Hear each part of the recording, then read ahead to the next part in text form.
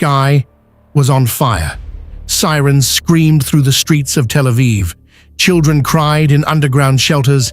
Families huddled in stairwells, waiting for the next boom. And then it came. A thunderclap, a direct hit, a residential building shattered. Fire crews rushed in, police officers, soldiers, neighbors, all pulling stone and glass with their bare hands. And in the middle of it, a faint cry.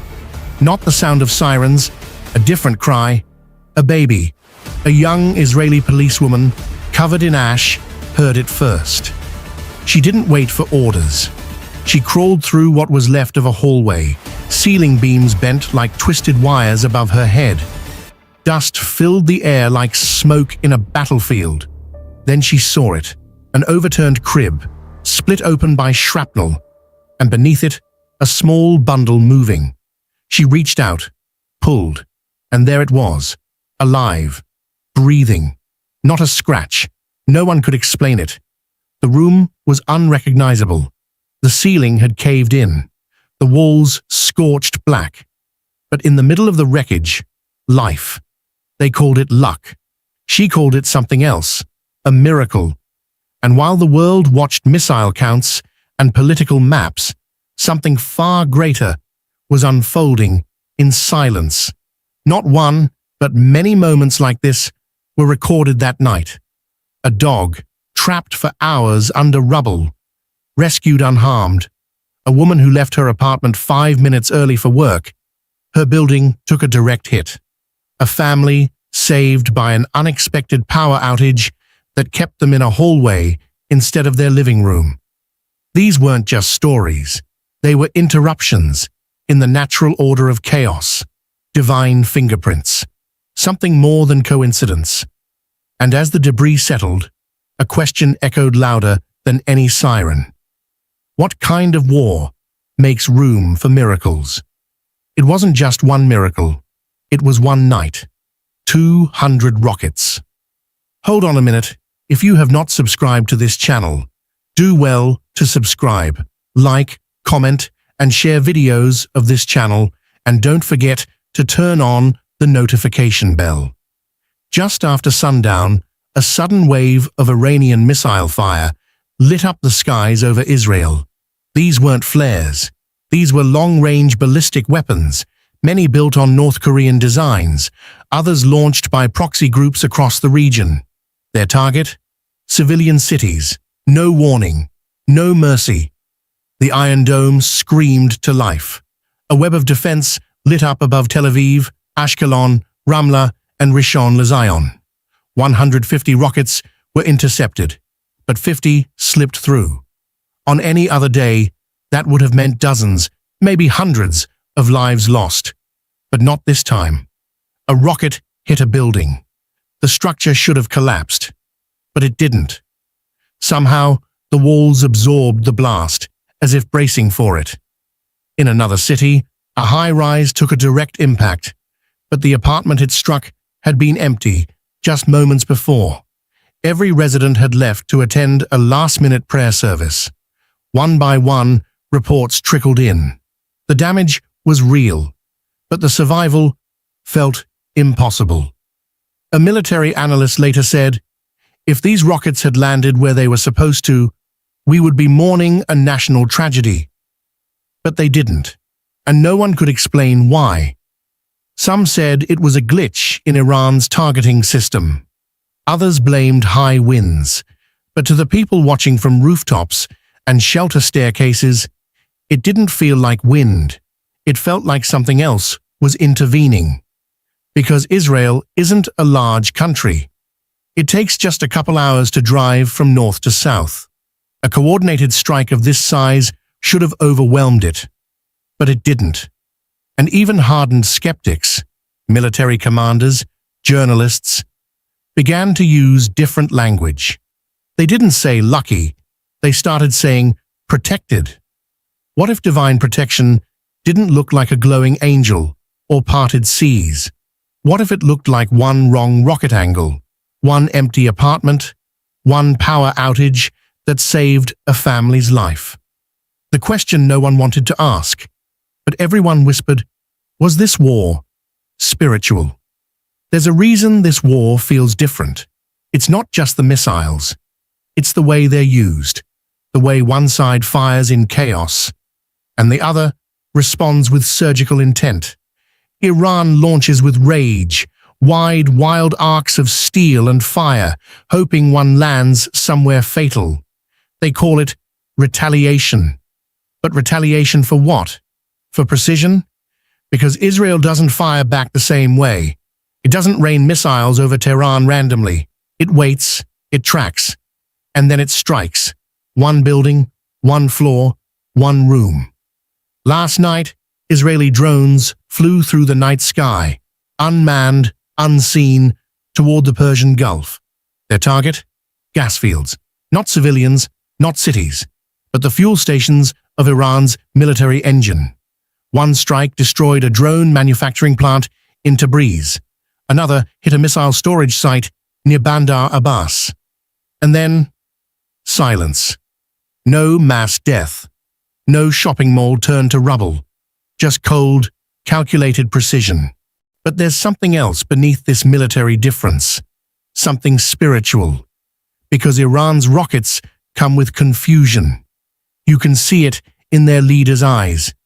As missiles miss their marks and generals scramble to flee. There's panic. But Israel, it operates with calm, with vision, almost as if guided. When a building is hit, it's not because someone was guessing, it's because a name was marked. A scientist tied to Iran's nuclear project, a general connected to underground drone factories. And when that building falls, it's not about revenge, it's about preventing something worse. This isn't just a war of nations, it's a war of strategies, yes, but deeper still, a war of spirits. And that's why the tension isn't only physical, it's biblical. Because the Bible didn't just predict wars and rumors of wars. It described the kind of war, one where deception would rule, where nations would rise against Israel, and where survival would look like miracles. Isaiah said, "No weapon formed against you shall prosper." Not because weapons wouldn't form, but because they'd miss. They'd explode in empty rooms. They'd fly towards cities and vanish. They'd be launched by human hands and stopped by unseen ones. In Tehran, the lights stayed on. But inside government buildings, the air changed. Footage leaked from a private runway showed a convoy of black SUVs racing toward a private jet. The woman filming whispered in Farsi, "Look how they flee." No explosion had hit them. No missile had landed near. But still, they were running. Why? Because Israel didn't just prove it could defend itself. It proved something more dangerous. It could see. It could find the names, the apartments, the meeting rooms, and it could erase them without warning, without mistake. That fear is spiritual. When your enemy shoots randomly, you hide. You wait for it to pass. But when your enemy knows where you are, you panic. Just hours earlier, Khosrow Hassani, a high-ranking commander in Iran's Revolutionary Guard intelligence wing, was eliminated. Not in a battlefield. Not even in uniform. He was in his private residence, under guard. Yet the strike found him. The walls around him still stood, but his room didn't. That's not a lucky shot. That's precision. That's a message, and the message is spreading. Iran's upper ranks are scrambling, repositioning bunkers, calling emergency meetings, issuing orders that make no sense to their subordinates, because they're no longer fighting missiles. They're fighting a shadow, and the deeper fear, that this shadow isn't just Mossad or drones, that it's being helped. There are whispers in the street, among clerics, among ordinary Iranians. They say, maybe Israel is protected. They don't say it loud, but they say it, because how else do you explain what's happening? How else do you explain the building that didn't collapse, the rocket that didn't detonate, the scientist found by a drone the size of a bird. How do you explain a baby breathing under rubble, untouched? This isn't just psychological warfare, it's spiritual disruption. Because when miracles start happening in war, the fear multiplies, and fear is contagious. It spreads faster than missiles. It infects strategy rooms. It seeps into night watches. And it causes something no weapon can stop: doubt. Iran has missiles, drones, allies. But now it also has something else. The question: what if we're not just fighting Israel? This isn't the first time Israel's been surrounded. In fact, it's been surrounded for thousands of years. The prophets warned of it, not with military maps or satellite images, but with names: Edom, Moab, Elam, Persia, Assyria. Today, we know them as Jordan, Iran, Syria, Lebanon, and their proxies. The nations may have changed names, but the alignment hasn't. And that's where it gets biblical. Because Zechariah said, "I will make Jerusalem a cup of trembling unto all the people round about." Not just attacked, not just disputed, trembling, shaking. And now, it's happening. Rocket sirens are now background noise in Jerusalem. Children learn to drop and cover as second nature. But in the middle of it, the city stands. Not burned, not broken, still trembling, but not falling. And what does the world do? It watches, it debates, it files reports. But no one can explain the math. 200 rockets plus direct hits does not equal this low of a death count. There's no military formula for it, only a spiritual one. And it's not just Zechariah. Psalm 83 lists the ancient tribes that would one day conspire together to wipe Israel off the map. It's not just metaphor. The tribes listed can be traced to modern military alliances in today's Middle East. And yet those alliances fail, again and again. Not because Israel overpowers them, but because something holds them back.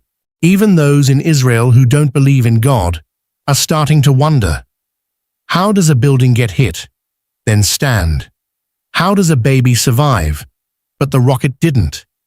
How does a targeted apartment fall, but not the rest of the floor?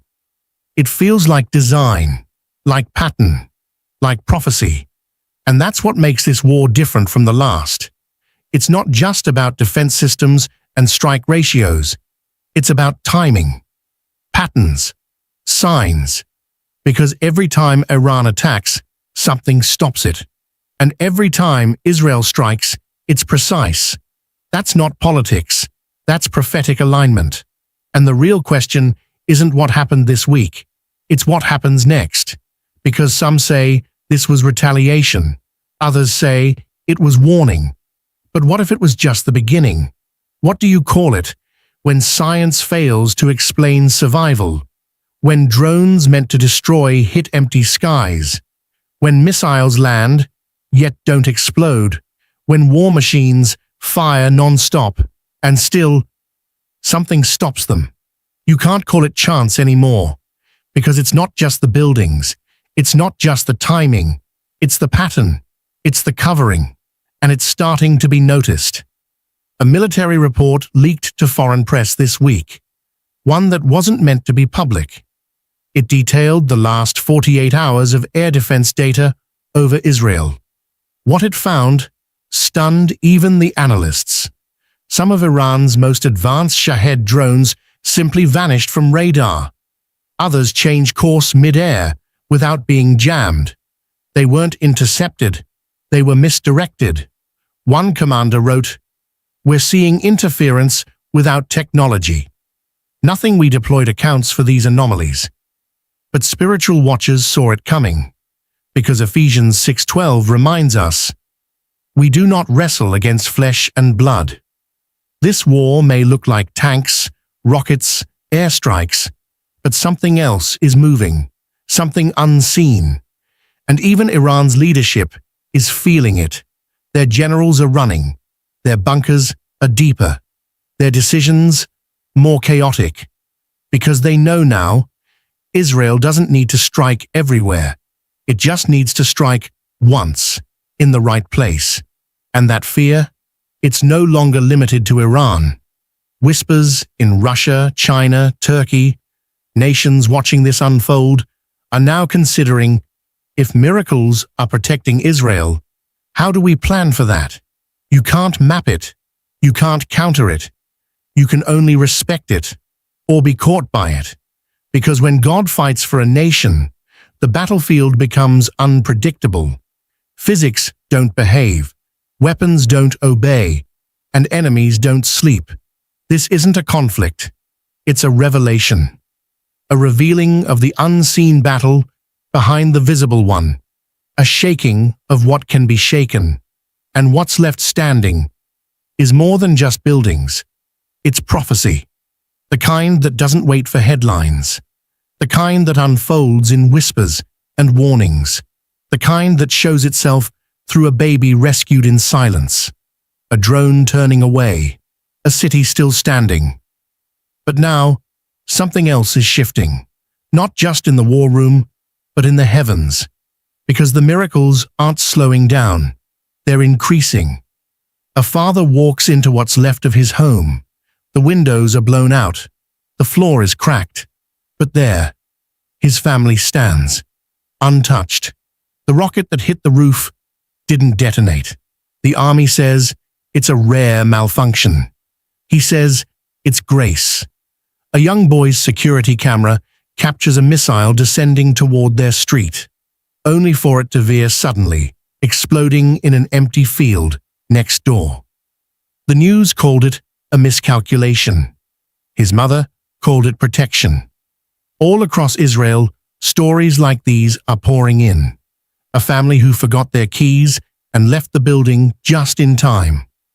A woman who changed her commute and missed the train station bomb by 3 minutes. An elderly man who stopped to tie his shoe and avoided walking directly into a blast zone. These aren't military strategies. They aren't policy decisions. They're divine interruptions, and people are noticing. Not just the religious, not just the prophets and preachers, but everyday people, secular, skeptical, logical thinkers, are starting to ask the same question. What's going on here? Because when coincidence stacks up, it stops looking like coincidence. A Tel Aviv emergency room nurse whispered it under her breath after treating a baby with no wounds from a collapsed building. God is with us. A soldier who hadn't prayed in years stood outside his armored vehicle after a direct hit, alive, without injury, and fell to his knees. No one had to tell him what happened. He knew. Because something is happening in Israel. Not just geopolitically, not just militarily, spiritually, and even the enemy feels it. When missiles fail and drone strikes misfire, when entire gas fields are taken out by a single drone, when scientists disappear without warning and no one claims responsibility, something more is in play. It's not just defense, it's destiny. And if you listen closely, you can hear it in the silence that follows each explosion that should have killed but didn't. There's a whisper in the wind now, not one of fear, but of presence. Because what's happening in Israel isn't just survival, it's signaling. Something has begun, something ancient, something holy, and it's only just starting to be seen. In every war, there's a turning point, a moment where the world steps back and realizes something has shifted. This might be that moment, because this isn't just about missiles and miracles. It's about timing. It's about patterns. It's about something ancient unfolding in real time. For thousands of years, prophecies have pointed to a final season, a time when nations would rise against Israel, when weapons would form and fail, when the land of the prophets would once again become the center of the shaking. And now, look, the nations are aligned. The threats are multiplying. And yet, Israel still stands, not because of might, not because of alliances, but because something greater is holding it. The question no one dares to ask, but everyone feels pressing against their soul. What if we're watching the beginning of the end of something? Not the end of Israel, but the end of the illusion that this is just politics, because the miracles aren't random, they're rhythmic, they're timed. The rockets come and protection appears. The enemy plots and precision strikes silence them. The fear rises and faith explodes in its place. And somewhere in the heavens, a countdown is ticking. Not a countdown of warheads, but of prophecy, of fulfillment, of a promise made long ago. Because every miracle is more than mercy. It's a signal that the God of Israel is not silent. He never was. And maybe, just maybe, these miracles aren't meant only for survival. Maybe they're meant as a warning, a whisper before the thunder, a sign before the sky breaks open. And the world is watching. But will they understand? Because the question isn't, is God still moving? The question is, what happens when he moves next? The screen fades to black as sirens echo faintly in the distance. A map glows red. One last phrase appears on screen. He who watches over Israel neither slumbers nor sleeps.